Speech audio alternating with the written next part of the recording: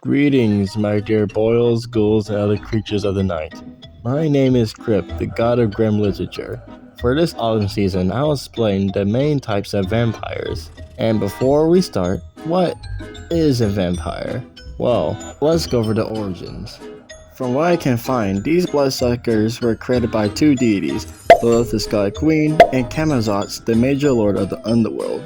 Both of them teamed up to equally spread horror, bloodshed, and carnage to the mortal realm. And that's where things varies. One source says these creatures can be magically, another said biologically, but they are created nonetheless. However, they were experimented on too. The ones that were, let's say, inadequate were disposed of, yet the ones that proved themselves to be purposeful were dropped off in the city of Uruk to wreak havoc, but the proto-vampires were defeated by a group of demigods led by Gilgamesh, and the ones that lived went to the further reaches of the mortal realm, where they evolved differently. Now we got that out the way, let's explore the many types of vampires. Generic. You probably heard this type in media before. You know, the ones that are allergic to garlic, religious symbols, usually portrayed as undead beings that drink the blood of the living at night, with their abilities typically being immortality, enhanced strength/speed, a healing factor, shapeshifting, etc. These vampires could be found everywhere around the world, but mostly in Europe and the Americas. Psychic. They're just like generic vampires, but instead of feasting on the blood of the living, they feast on energy, emotions, and even drain the life force of mortals through psionics. Hey, editing Crip here. I just want to say there's some exceptions to this type. Highly skilled generic vampires and vampiric overlords, even a few Dhampirs, use psionics and sanguination as tools to feed themselves. Ghoul. Ghouls originate from Arabo-Persian folklore that soon spread to its deserts and savannas of the Middle East, North Africa, and Central Asia, then soon to Europe and North America. Ghouls are usually described as grave robbers. These undead creatures feed off of the flesh of the deceased, but when the opportunity shows itself, a ghoul will attack the living as well. Ghouls are also kept as pets by a handful of vampiric overlords, and a human can become a ghoul if it's been bitten by a pre-existing ghoul or cursed by a high-ranking vampire. Strigoi. The Strigoi are the most violent and animalistic species of vampires to date, for their feral behaviors focusing on primal instincts and hunger, which is why some vampire overlords utilize them as ultimate predatory weapons to defend their castles. Just like the aforementioned ghouls, they'll sneak out of tombs, but mainly in Romania, and will hunt the living, but the Strigoi will do this by shifting into animals or turning invisible. Now you may be wondering, how do a Strigoi come to existence? Well, it's when a generic vampire inseminate other vampires, which will mutate their bodies. But when a psionic vampire drain a life force, sorry, what the f? It says psychic in the script, I actually say psionic. My dyslexia is f***ing me up right now. Anyway, sorry.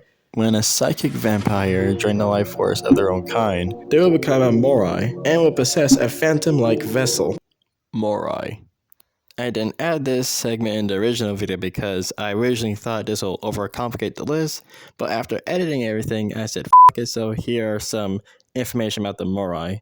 These ghostly vampires, just like the aforesaid Strigoi, mainly preside over Romanian graves to feed off of the life force of any creature, including humans. Besides from them appearing ghostly, the Moroi also depicted as beast-like with humanoid features. The female version of Moroi is called a Moroika, but the female version of a Strigoi is a Strigoi.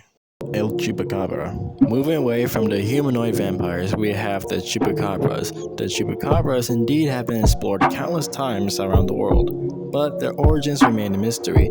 They are subspecies of vampires that akin to a canine with leathery coats instead of a fur one and quills on their backs.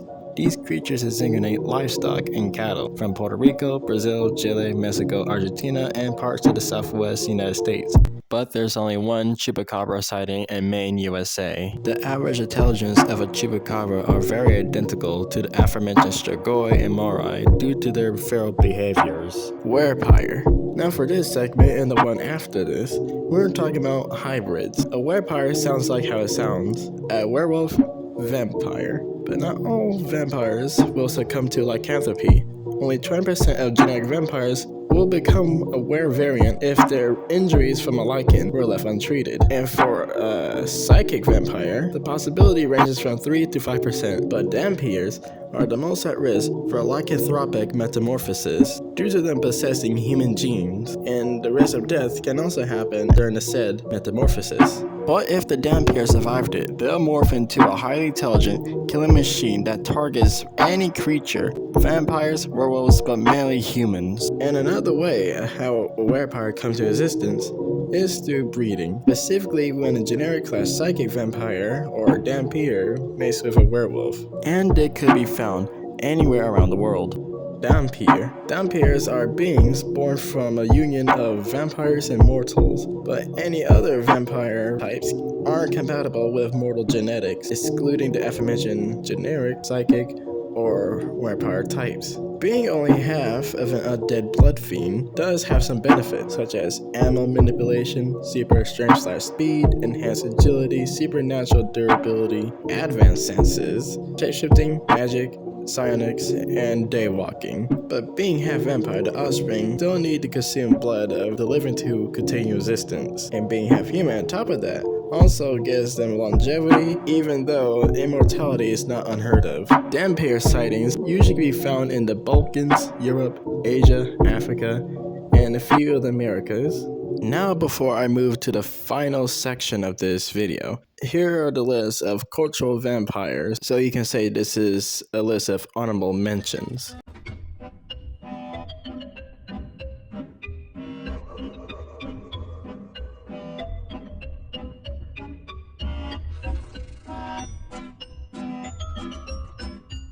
And finally, we have the Rabisu. The Rabisu, aka the Rabusa. What the f is a Rabusa? I meant to say Rabasa. Nowhere near that is close. I can't fucking read anymore. Am I truly the god of grim literature? Oh my god.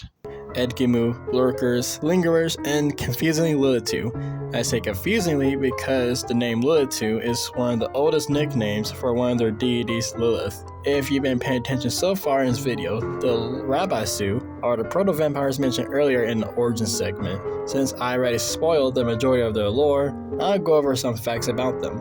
Firstly, their territory. I already mentioned that they were dropped off in the city of Uruk, and if you learn anything from your geography classes, you would know that it's located in Akkad. But those ancient bloodsuckers soon took over the Middle East, particularly the major cities in Mesopotamia, Assyria, and Babylon. The Rabisu also took over North Africa during that time, notoriously Egypt. They not only wreak havoc by spreading carnage, horror, and bloodshed to those places mentioned, but they share a few diseases over there as well. The Rabisu reign ended between and BC, thanks to Gilgamesh and other demigods. Secondly, appearance. They possess a vague humanoid shape with bat-like features and spines on their back. According to folklore, they were taller than any man, and their entire being looked nearly symmetrical, and the Rabisu are completely immune to all vampire weaknesses, including yet only the sun itself watered down their magic. And finally, it's already clear that the Rabisu are the ancestors of all vampires, and where they now is unknown. Some say they're still existing in the mortal realm to this day, but in the shadows, lurking. But who knows, I never met one in my 20,000 years of existence. Before we get to the outro, I just want to say I apologize for this video coming out late. It's supposed to be out by Halloween or at least a day after it, but I got caught up in other things like making other videos and procrastinating a little bit. Also, the next time you see me, I'll be bringing out the fact about films and doing a whole movie review.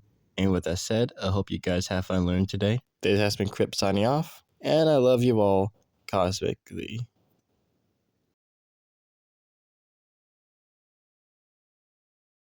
I'm a Barbie girl in a Barbie world.